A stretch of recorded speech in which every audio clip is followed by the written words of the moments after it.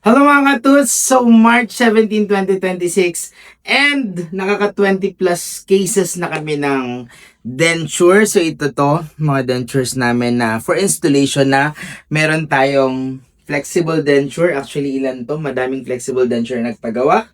Merong Luciton. Ayan, this is a Luciton material. And merong stay plate yung mumurahin na denture natin.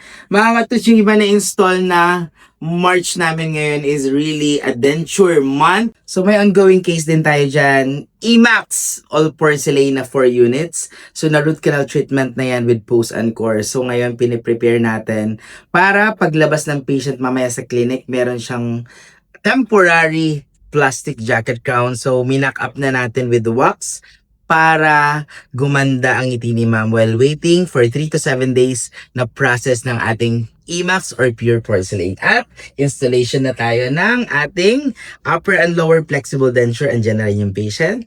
Kaya maraming salamat sa mga katuts natin dyan na patuloy na nagtitiwala sa aming clinic. Sa mga gusto pa magpabook dyan ng appointment, malapit na itong matapos ng mga existing cases namin. So just book your appointment in our page, MMG Smile Dental Clinic.